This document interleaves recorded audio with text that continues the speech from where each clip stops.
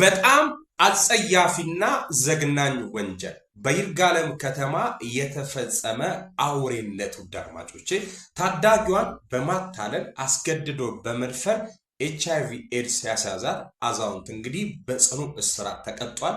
2018 እውነትም ቶሎ ቦጣ ፋሚሊ የ12 ዓመት ታዳጊ መንገድ ጠፋብኝ ጎረቤቴ የሚሰራበትን ቦታ አሳየኝ በሚል ሽፋን በሚል እገዛ አታሎ በመውሰድ አፏን አፍኖ አስገድዶ በመድፈርና ኤችአይቪ እንዲይዛት ያደረገው የ65 ዓመት ግለሰብ በሕግ በትር ተቀጣ።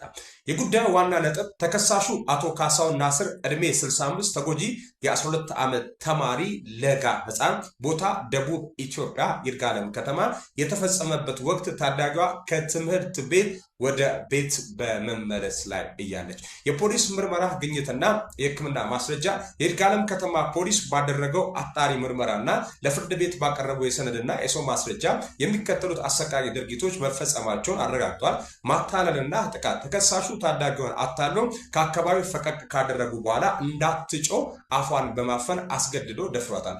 ሆነ ብሎ በሽታን ማሰራጨት ተከሳሹ ለ14 ዓመታት ያህል በይርጋለም ሆስፒታል እዚህ ጋር ትኩረት አጥፋኝ ለ14 ዓመት ለይርጋለም ሆስፒታል የኤችአይቪ ኤድስ ህክምና ሲከታተል የነበረ መሆኑን ከሆስፒታሉ በተገኘ ማስረጃ ተረጋግጧል። የፍርድ ቤት ውሳኔ የይርጋለም ከተማ አንደኛ ደረጃ ፍርድ ቤት የቀረበውን አሳማኝ የሰውና የሰነድ ማስረጃ መዝገብ መርምሮ ተከሳሽ አቶ ካሳሁን ናስር በ23 ዓመት ከ6 ወር ጽኑ እስራት እንዲቀጣ ሲል ውሳኔ አስተላልፏል። በታዳጊው ህይወትና ህልም ላይ የደረሰው ይህ ዘግናኝ ጥቃት በአካባቢ ህብረተሰብ ዘንድ እንግዲህ ከፍተኛ ቁጣን የቀሰቀሰ ሲሆን የተሰጠው አስተማሪ ውሳኔ በህፃናት ላይ የሚፈጸሙ ጥቃቶችን ለመክታት ህግ የማይደራደር መሆኑን ያሳየነው ተብሏል። ግን አውሬ ነው። ግን ይሄ ሰውዬ አውሬ እንስሳ ነው። ከሰው መሃል ደግመን የማንጠራው አይነት ሰው ነው። ገብቷችኋል? ህልሟን ማጨለም ቀላል ነገር አይደለም። ህልሟን ማጨለም ቀላል ነገር አይደለም። በኃይል ተደፍራ ኤችአይቪ ኤድስ ይዟት እሱ ለ14 ዓመት ነው ውድ አድማጮቼ በሽታው ይዞት የተረጋገጠው። አፈር ይብላ አይደለም እንግዲህ እኔም እንደ ያንተ ቪዲዮ ምሰራ ሰው አይደለም። ግን 50 ዓመት ኖሯል። እሱ 51 ዓመት ኖሯል። 51 ዓመት። ስለዚህ 14 ዓመት ማለት ከ51 ዓመት በኋላ ነው። የኔ አሰብሽን ነው ይሄ መረጃ አይደለም። እሺ ፋሚሊ የኔ ኦፒኒየን ነው። ኦኬ ከ51 ዓመት እስከ 65 ዓመት ባለው ለ14 ዓመት ያክል ሰውየው ሲመላለስ ቆይቷል ህክምና ማለት ነው። አይታችኋል? በ51 ዓመቱ የባለበ ሽማግሌ ነው ኤችአይቪ ኤድስ ያዘው።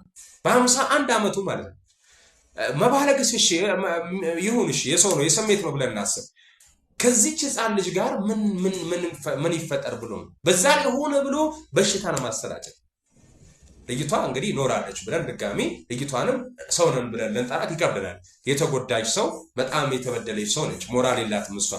እሱ በቃ እሱ አውሬ ነው። ከነ የሆነ ካምፕ ውስጥ ነው ማደር መቀመጥ ያለበት። ይህን መረጃ እንዴት አያችሁ? መረጃው ሼር ይደረግ ባካችሁ። ከክፉ ነገር ራሳችሁን ጠብቁ። ህፃናትን አትበድሉ። ቢያንስ በደላችንም ቂማችንም ከትላልቅ ሰው ጋር ከሆነ ከትላልቅ ሰው ጋር እንፋለም።